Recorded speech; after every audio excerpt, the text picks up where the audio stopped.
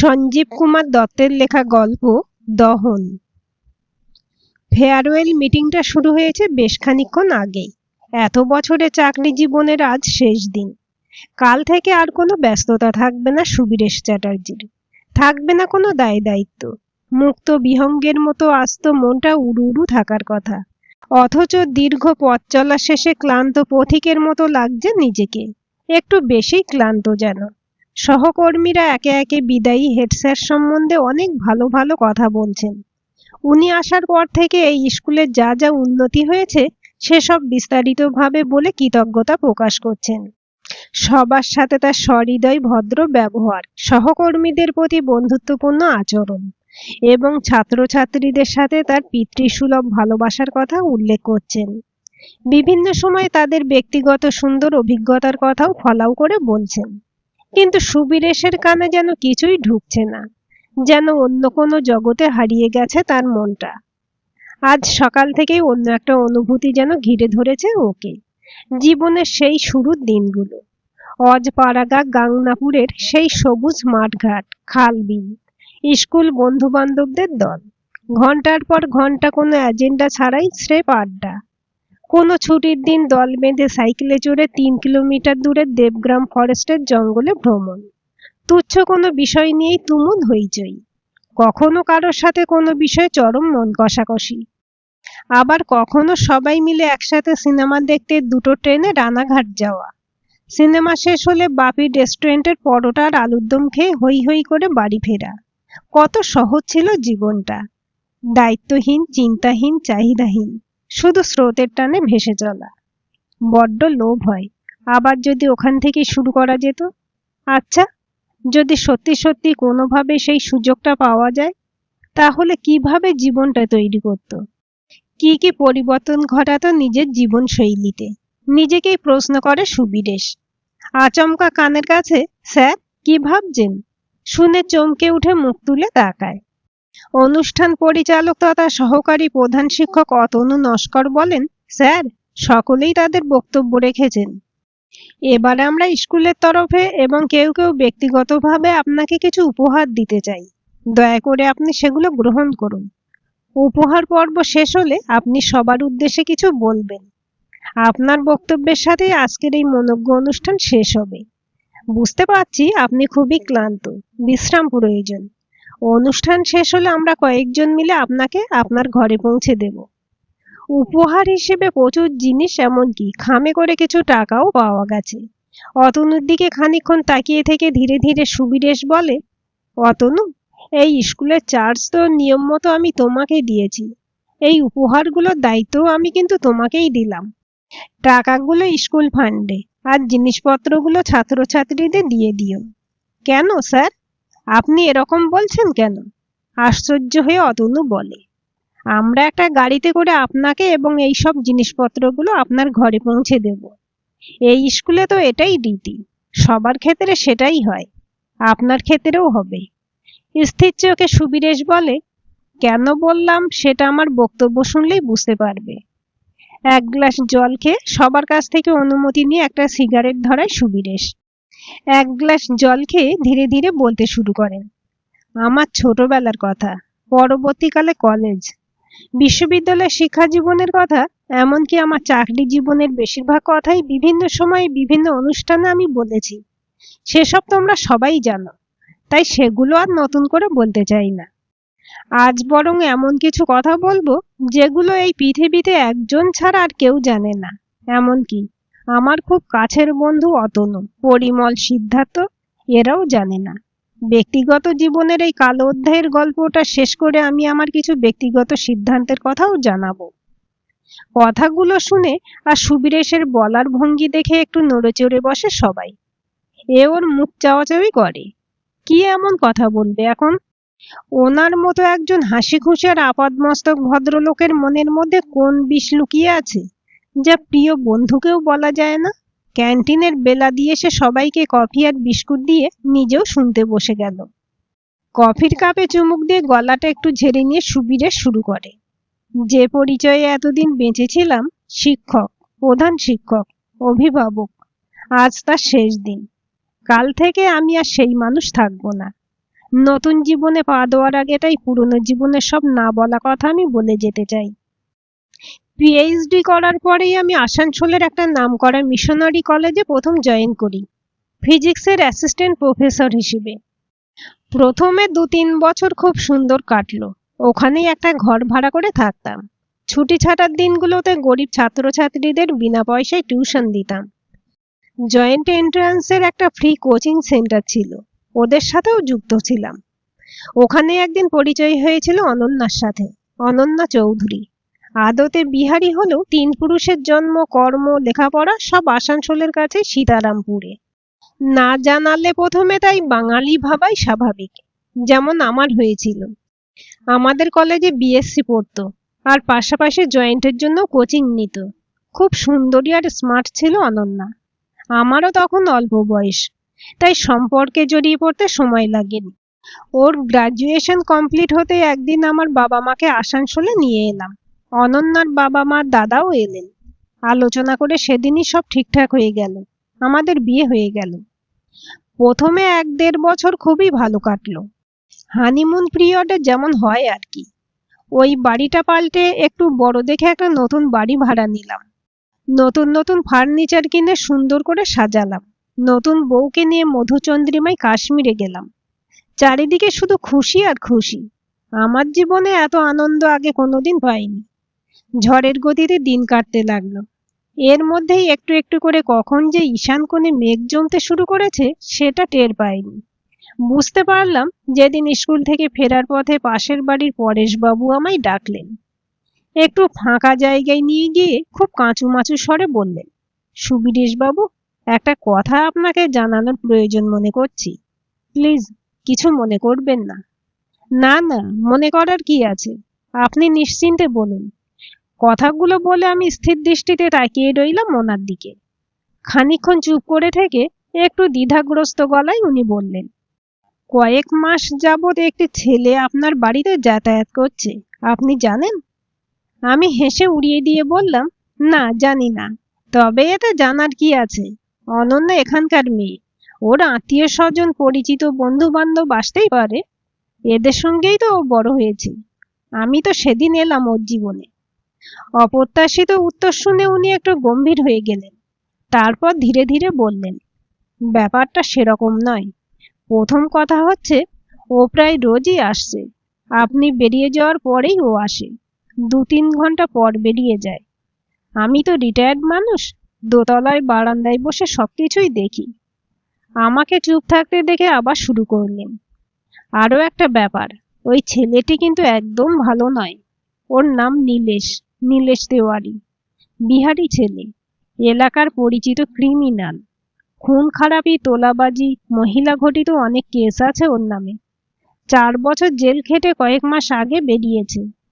আমরা তো এখানকারই লোক, ওর সম্বন্ধে সব জানি। একসময় আপনার স্ত্রীর সাথে ওর যোগাযোগ ছিল, এলাকা সবাই জানে। আচমকা যেন আমার মাথায় বজ্রপাত হলো। বুকের ভিতরে যেন হাতুড়ি পিটছে। মাথার ভিতরটা ফাঁকা ফাঁকা লাগছে। কিছু ভাবতেই পারছিলাম না।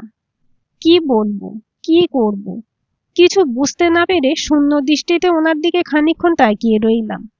ধীরে ধীরে জিজ্ঞেস করলাম, ওর বাড়ির লোকেরা জানতেন না? অবশ্যই, খুব ভালোভাবেই জানতেন।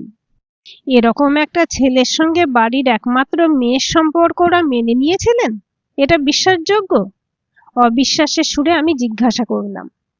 একটা সিগারেট ধরিয়ে টানতে টানতে উনি বললেন, দেখুন, ওর বাপ দাদারা বার্নপুর কুলটিতে ২ নম্বরই কয়লার ব্যবসা করে।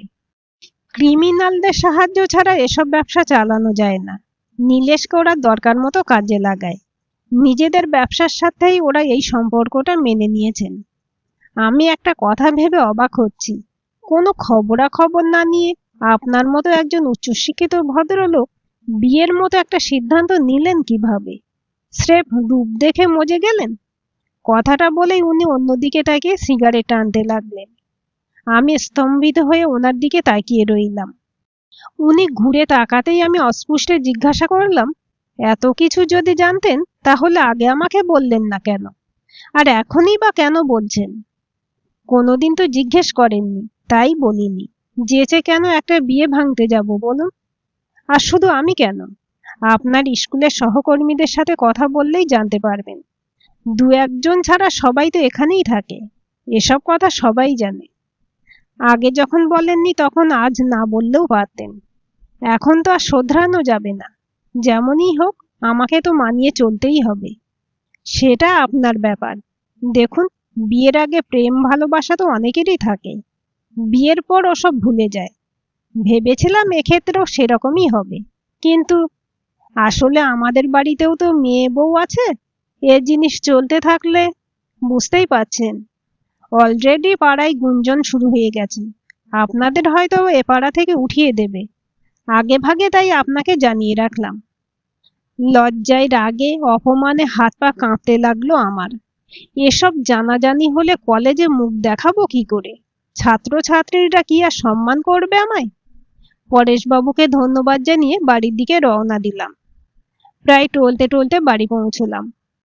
বেল দেবার আগেই দেখে অনন্যা চাবি নিয়ে বেরিয়ে এসে গেট খুলল, মুখে মিটিমিটি হাসি। আমার চোখ মুখ অন্ধকার দেখে হাত ধরে আমায় ড্রয়িং রুমে নিয়ে গিয়ে সোফায় বসে জিজ্ঞেস করলো, কি হয়েছে তোমার? শরীর খারাপ নাকি?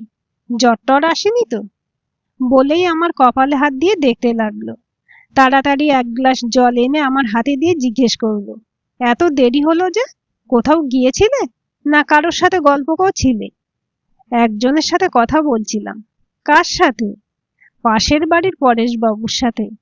ও আচ্ছা, ওই কুটলে বুড়োর সাথে? বলে কলকল করে হেসে উঠল। জানো তো, লোকের পিছনে কাঠি দেওয়ার জন্য নাকি ওনার হাত নিষ্পিস করে, সেজন্যই তো লোকে ওকে কুটলে বুড়ো বলে। তুমি ফ্রেশ হয়ে নাও, আমি কফি বানিয়ে আনছি। বলেই কিচেনে যাওয়ার জন্য উঠে পড়ল। সরাসরি অনন্যার চোখের দিকে তাকিয়ে আমি জিজ্ঞেস করলাম, আচ্ছা অনন্যা, বাড়িতে কি কেউ এসেছিল? একটু থমকে দাঁড়িয়ে খুব স্বাভাবিক গলায় অনন্যা বলল, হ্যাঁ গো, অনেকদিন পর নীলুদা এসেছিল, আমার মাসতুতো দাদা, নীলেশ তেওয়ারি। তুমি বোধহয় ওকে দেখোনি, পানাগড়ে থাকে, কন্ট্রাক্টারি করে। কিন্তু তুমি কি করে জানলে? সিগারেটের গন্ধ পাচ্ছি। আমি তো বাড়িতে সিগারেট খাই না। শান্ত স্বরে বললাম, ও আচ্ছা, এত করে রুম ফ্রেশনার দিলাম তাও যায়নি? ওনাকে থাকতে বললেন না কেন? দেখা হতো। থাকলো না, বলল পরে আবার আসবে। এখানে নাকি একটা সরকারি কাজে কন্ট্রাক্ট পেয়েছে, এখন মাঝে মাঝেই এদিকে আসবে। বলেই অনন্যা কিচেনে ঢুকে গেল। আমি শূন্য দৃষ্টিতে ও চলে যাওয়ার দিকে তাকিয়ে রইলাম। বাথরুম থেকে ফ্রেশ হয়ে আসার আগে অনন্যা কফি আর বিস্কুট নিয়ে হাজির, হাতে একটা খাম। একটু রহস্যময় হাসি হেসে বলল, আজ তোমাকে এমন একটা খবর দেব যে তুমি খুশিতে একেবারে ডগমগ হয়ে যাবে। তাই নাকি? তা কি এমন খবর আছে, তাড়াতাড়ি বলো। আমি সহজ হয়ে বললাম।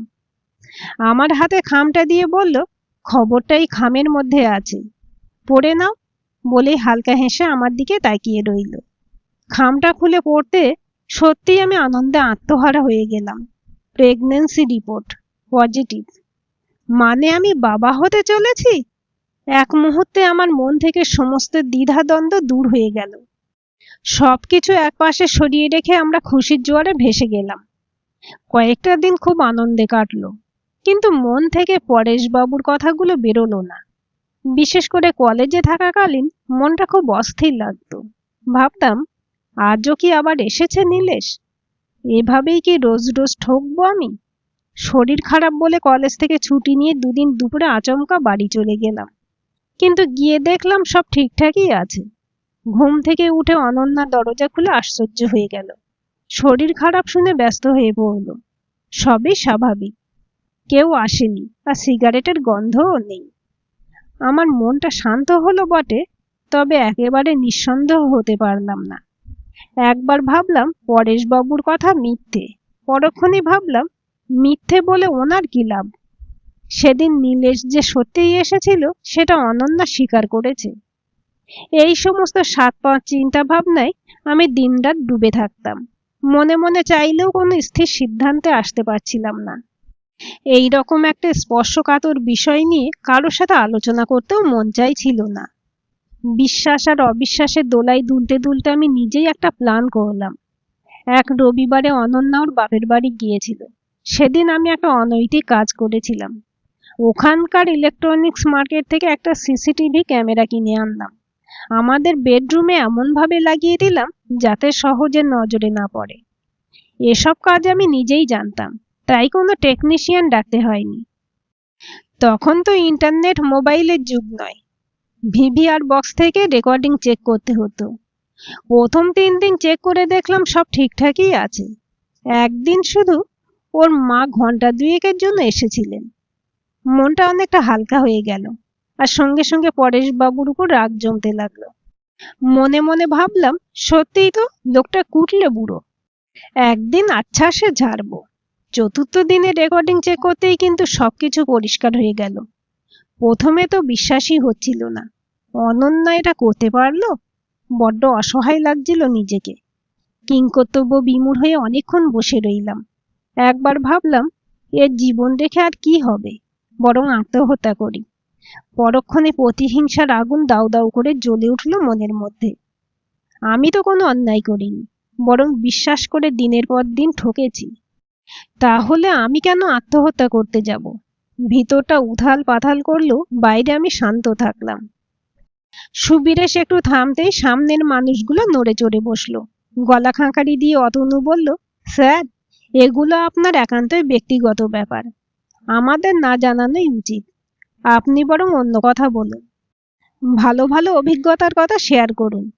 না অতনু, এই কথাগুলো এতদিন তোমাদের কাউকে বলিনি বলে মাঝে মাঝে নিজেকে প্রতারক মনে হয়।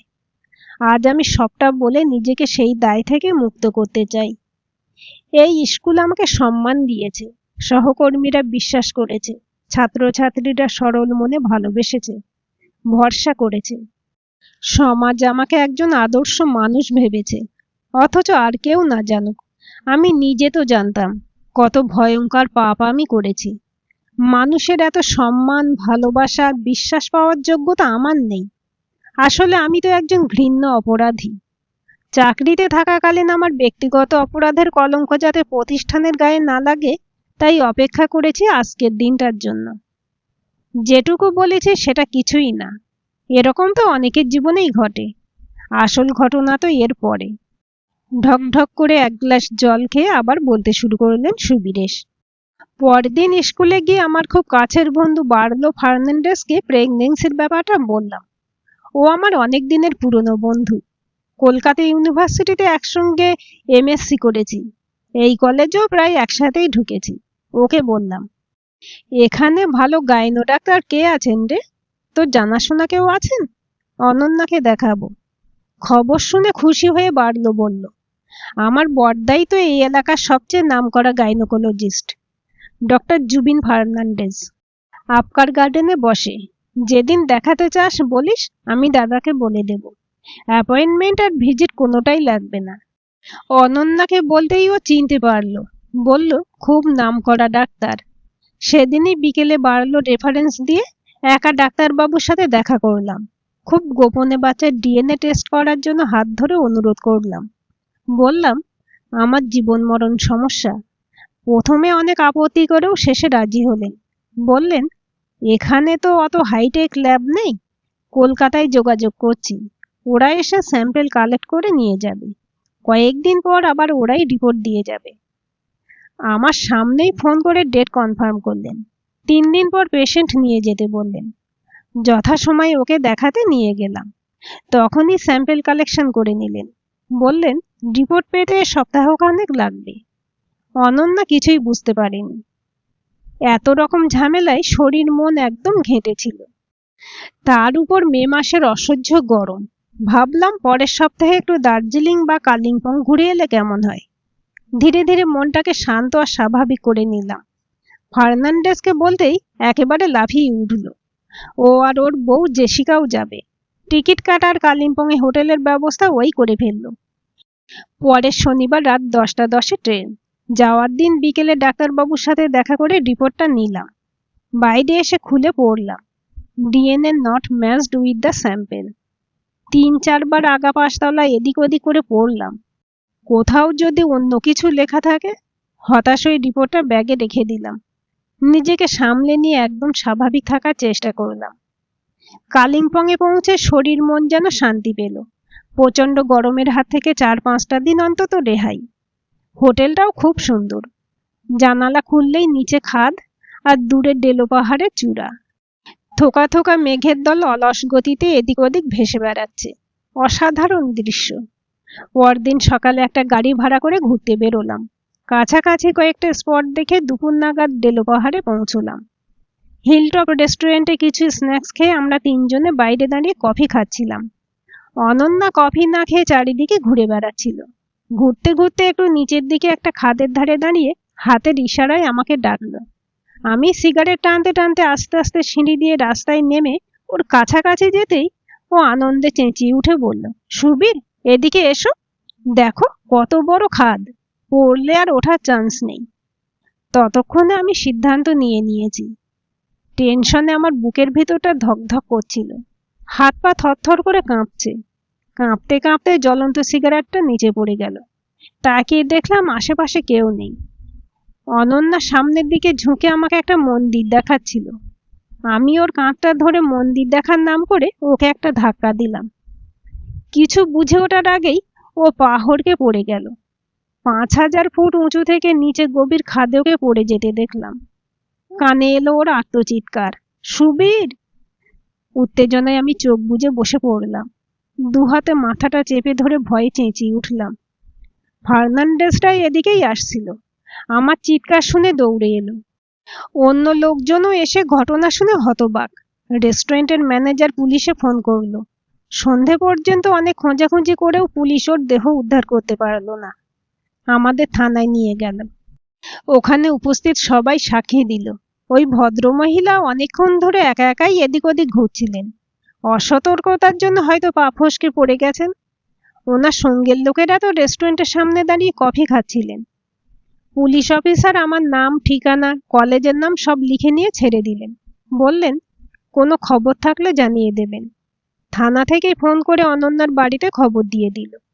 কেউ জানতেই পারলো না যে আমি অনন্যাকে ধাক্কা দিয়ে ফেলে দিয়েছিলাম। সবার চোখে ধুলো দিতে পারলো ধরা পড়ে গেলাম নিজের কাছে। সেদিনের পর থেকে আমি মানসিকভাবে ভেঙে টুকরো টুকরো হয়ে গেছি। অনন্যার সেই আর্তচিৎকার, একটা ছোট্ট প্রাণকে পৃথিবীর আলো দেখতে না দেওয়ার পাপবোধ, আর সর্বোপরি এই সব কিছু লুকিয়ে রাখার অপরাধবোধ আমাকে সেদিন পলে পলে ক্ষত বিক্ষত করে চলেছিল। একবার ভাবছি সবকিছু স্বীকার করে পুলিশের কাছে স্যারেন্ডার করি, পরেক্ষণেই ভাবছি বাবা মায়ের কথা। একমাত্র সন্তানের এই পরিণতি দেখলে ওদের মনের কি অবস্থা হবে। আমার পাপে ওরা লোকসমাজে ঘৃণার পাত্র হয়ে বেঁচে থাকবে। যতই এইসব ভাবছি ততই সমস্ত রাগ গিয়ে পড়ছে নীলেশের উপর। ওর দুষ্কর্মের জন্যই তো আজ আমি এত বড় পাপ করতে বাধ্য হয়েছি। একই কাজের জন্য যদি অনন্যা শাস্তি পেয়ে থাকে, তাহলে নীলেশ বাদ যাবে কেন? মনের মধ্যে আবার দপ করে জ্বলে উঠল চরম প্রতিশোধ স্পৃহা। বাড়ি ফিরতেই অনন্যার বাড়ির লোকজন এসে অনেক কান্নাকাটি করল। ফার্নান্ডেজরাও ছিল। ওদের মুখে ঘটনার বিস্তারিত বিবরণ শুনে আমাকে আর কেউ সন্দেহ করল না। নীলেশও এসেছিল। সবাই চলে যাওয়ার সময় আমি নীলেশকে ডেকে রাতে একবার আসতে বললাম। একসাথে বসে একটু ড্রিঙ্ক করার অফার দিলাম। ও এক কথায় রাজি হয়ে গেল। রাত 10টার পর ও এলো। আমি সাজিয়েই বসেছিলাম। একসাথে কথা বলতে বলতে ড্রিঙ্কস শেষ হওয়ার আগেই ও ঘুমিয়ে পড়ল। ওর গ্লাসে আগেই কড়া ডোজের ঘুমের ওষুধ মিশিয়ে রেখেছিলাম। ঘুমিয়ে পড়তেই ওর দেহটা টানতে টানতে নিয়ে গিয়ে সেপ্টিক ট্যাঙ্কে ঢুকিয়ে ওপর থেকে ঢাকনা আটকে দিলাম। মুখটা নিচের দিকে দিয়েছিলাম যাতে আর উঠে আসতে না পারে। ট্যাঙ্কের দেওয়ালে কয়েকবার ধূপধাপ করে ওর হাত পা ছোড়ার শব্দ পেলাম। তারপর সব চুপ। একেবারে জীবন্ত মল সমাধি। আত্মাটা যেন শান্তি পেল আমার। মনটা অনেক হালকা হয়ে গেল। ঘরে গিয়ে বাকি 8 বোতল মদ শেষ করে বিছানায় গা এলাতেই ঘুমিয়ে পড়লাম। পরদিন কলেজে গিয়ে রেজিগনেশন দিলাম। আমার পরিস্থিতি বিচার করে ওরা আমাকে সেদিনই ছেড়ে দিল। আমি কলকাতায় এসে প্রথমে কয়েকদিন হোটেলে থেকে পরে মানিকতলায় একটা ফ্ল্যাট ভাড়া নিয়ে থাকতে শুরু করলাম। একটু চেষ্টা করতেই কয়েকটা কোচিং সেন্টারে পড়ানোর কাজ পেয়ে গেলাম। যা আয় হতো সেটা আমার জন্য যথেষ্ট। 2-3 মাস পরে একদিন সকালে পুলিশ এসে হাজির। সাধারণ পোশাকে ছিল, তাই আশপাশের লোক বুঝতে পারেনি। আসানসোল থানার এসআই নীলেশ খুনে তদন্তে এসেছেন। অফিসার ভদ্রলোক আমার খুবই পরিচিত। ওনার ছেলে আমাদের স্কুলে পড়তো। খুব ট্যালেন্টেড ছেলে। মাঝে মাঝে আমার বাড়িতেও পড়তে আসতো। রাতে ছেলেকে নিতে উনি বেশ কয়েকবার এসেছিলেন। তখনই পরিচয় হয়েছিল। আমি জিজ্ঞেস করলাম, আপনি আমাকে খুঁজে পেলেন কি করে? এই ঠিকানা তো কেউ জানে না। উনি একটু হেসে বললেন, পুলিশ চাইলে সব খুঁজে পায়, এটাই তো আমাদের কাজ। প্রাথমিক কথাবার্তার পর উনি জিজ্ঞেস করলেন, সুবীরেশ বাবু, সত্যি করে বলুন তো, খুনটা কি আপনিই করেছেন? আমার কিন্তু বিশ্বাস হয় না। বেশ কয়েক বছর তো আপনাকে দেখেছি। আপনি এ কাজ করতে পারেন বলে আমার মনে হয় না। আর যদি করে থাকেন, তাহলে কেন করেছেন? কি হয়েছিল? আমাকে খুলে বলুন তো। একটু ভেবে নিয়ে আমি ওনাকে পুরো ঘটনাটা সংক্ষেপে বললাম এবং কম্পিউটার খুলে কয়েকটা সিসিটিভি ফুটেজও দেখালাম। জীবনে ওই একজনকেই আমি বলেছিলাম। ফাইলে রাখা ডিএনএ টেস্টের রিপোর্টও এনে দেখালাম। এরপর আমি ওনাকে বললাম, সবটাই তো আপনি দেখলেন। এবার চাইলে আমাকে অ্যারেস্ট করতে পারেন। আমি স্যারেন্ডার করছি। সবকিছু খুঁটিয়ে দেখার পর উনি বললেন, সুবীরেশ বাবু, আইনের চোখে আপনি অপরাধী হলেও আপনার বিষয়টাও ভেবে দেখা দরকার। নিজের স্ত্রীকে এই অবস্থায় দিনের পর দিন দেখলে যে কোনো স্বামী শিরা ধমনী দিয়ে রক্তের বদলে প্রতিশোধের আগুন ছুটবে। এই ভিডিও ফুটেজ দেখলে শুধু আপনি কেন, যে কেউ এই কাজটা করে ফেলতে পারে। একটা কথা জানতে ইচ্ছে করছে, আপনি আপনার স্ত্রীকে বুঝিয়ে ফেরানোর চেষ্টা করেছিলেন? আমি বললাম, অনেক চেষ্টা করেছি স্যার। নীলেশের বাড়িতে আসা বন্ধ করতে বললে প্রচণ্ড ক্ষেপে যেত। বলতো ও নাকি ওর ভাই, ছোটবেলা থেকে রাখি পরায়। আমি নাকি ছোট মনের মানুষ। ভাই বোনের পবিত্র সম্পর্ককে সন্দেহের চোখে দেখছি। খানিকক্ষণ জানলা দিয়ে বাইরের দিকে তাকিয়ে থেকে অফিসার বললেন, জীবনের এই এপিসোডটা ভুলে বরং নতুন করে জীবন শুরু করুন। আপনার বয়সও তো বেশি নয়। কিন্তু স্যার, আমার নাম তো। ওসব নিয়ে আপনি কোনো চিন্তা করবেন না। এই কেস থেকে আপনার নাম আমি একদম বাদ দিয়ে দেব। এসব আমাদের বাঁহাতের খেল। ওর অ্যান্টি গ্রুপের কাজ বলে চালিয়ে দেব। 8টা মার্ডার কেস আছে ওর নামে। শুধু রাজনৈতিক চাপে আর টাকার দাপটে আমরা কিছু করতে পারি না। এক কাউন্সিলরের মেয়ে রেপ কেসে 4 বছর জেল খেটে 6 মাস হলো বেরিয়েছে। বেরিয়েই আবার হুমকি তোলাবাজি শুরু করেছিল। একটু থেমে আবার বললেন, ওই জঘন্য ক্রিমিনালটার জন্য আপনার মতো একজন উচ্চশিক্ষিত ভদ্রলোকের জীবন নষ্ট হতে আমি দেব না। তাতে যদি আইন ভাঙা হয় তো হোক, একদিন তো আমাদের হাতেই মরতো। না হয় আমাদের কাজটা আপনিই করে দিলেন। আমি আপনাকে একটা সুযোগ দিচ্ছি। আপনি নিজেকে সামলে নিয়ে নতুন জীবনের পথে এগিয়ে যান। এসব ঘটনা আপনি একদম ভুলে যান। আমিও ভুলে যাব। 1 কাপ চা খেয়ে নমস্কার জানিয়ে চলে গেলেন উনি। কিছুদিন টিউশন করে চলল। তারপর চেষ্টা চরিত্র করে এই স্কুলে জয়েন করলাম। ওই ফ্ল্যাট ছেড়ে ভবানীপুরের এই নতুন ফ্ল্যাটটা কিনলাম। গাংনাপুরের বাড়ি বিক্রি করে দিয়ে বাবা মাকেও এখানে নিয়ে এলাম। বাবা মা বন্ধু বান্ধবদের অনেক অনুরোধেও আমি আর বিয়ে করিনি। আমার দুর্ভাগ্য, 2 বছর পর ডেঙ্গু জ্বরে 1 মাসের মধ্যেই বাবা মা দুজনেই চলে গেলেন। পৃথিবীতে আমি একদম একা হয়ে গেলাম। নিঃসঙ্গতার জ্বালা আমাকে কুড়ে কুড়ে খাওয়া শুরু করলো। বুঝতে পারছিলাম সেদিন আমি শুধু অনন্যা আর ওর সন্তানকেই খুন করিনি, ডেলো পাহাড়ের খাদে ফেলে দিয়েছিলাম আমার ভবিষ্যৎ, আমার স্বপ্ন, আমার ভিতরের নিষ্পাপ সত্তাটাকেও।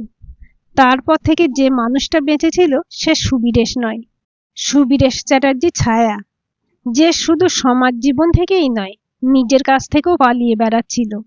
আজ এত বছর পরে শুধু আইনের কাছে নয়, নিজের বিবেকের কাছেও আত্মসমর্পণ করতে চাই। আমার না বলা কথা তো বললাম। এবার আমার 2টো সিদ্ধান্তের কথা জানাবো। প্রথম সিদ্ধান্ত, আমার স্থাবর অস্থাবর সমস্ত সম্পত্তি আমি রামকৃষ্ণ মিশনের নামে উইল করে দিয়েছি।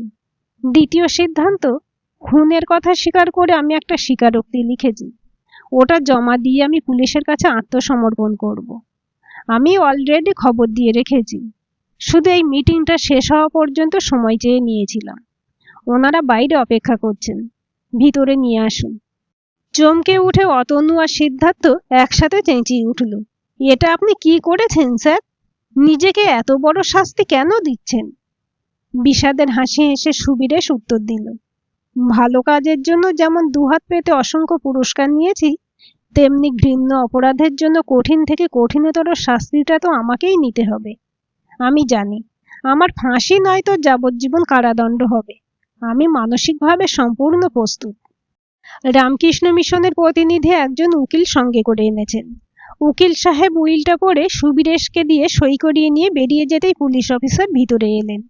চিঠিটা পড়ে তিনি সুবীরেশকে অফিসিয়ালি গ্রেপ্তার করলেন। ঘরের মধ্যে এমন নিস্তব্ধতা নেমে এলো যেন কেউ নিঃশ্বাস নিতেও ভুলে গেছে। অতনুর চোখ ভিজে উঠেছে, বেলা দিয়ে আঁচল দিয়ে চোখ মুছছে। ছাত্রছাত্রীদের সাথে কথা বলতে গিয়েও যিনি কখনো আবেগপ্রবণ হন না, সেই সুবীরেশের কণ্ঠ এবার জন্য একটু কেঁপে উঠল। কিছু একটা বলতে চেষ্টা করেও পারল না। বাইরে তখন সন্ধে নামছে। স্কুলের মাঠে ছাত্রদের ক্রিকেট খেলা চলছে। সেখান থেকে দর্শকদের তীব্র হইচই, চিৎকার ভেসে আসছে। সুবীরেশ একবার জানলা দিয়ে বাইরে তাকিয়ে আনমনা হয়ে গেল। বহু বছর আগে ঠিক এমনই গত বিকেলে গাংনাপুর স্কুলের সবুজ মাঠে বন্ধুদের সঙ্গে ফুটবল নিয়ে ছোটাছুটি, কোনোদিন ক্রিকেট ব্যাট হাতে ছক্কা হাঁকিয়ে আনন্দে লাফিয়ে ওঠা, আবার কোনোদিন স্কুলের স্পোর্টসে রিলে রেসে চ্যাম্পিয়ন হওয়ার পর ঠিক এইরকম ভাবেই দর্শকদের গলা ফাটানো চিৎকারে গা ভাসিয়ে দেওয়া।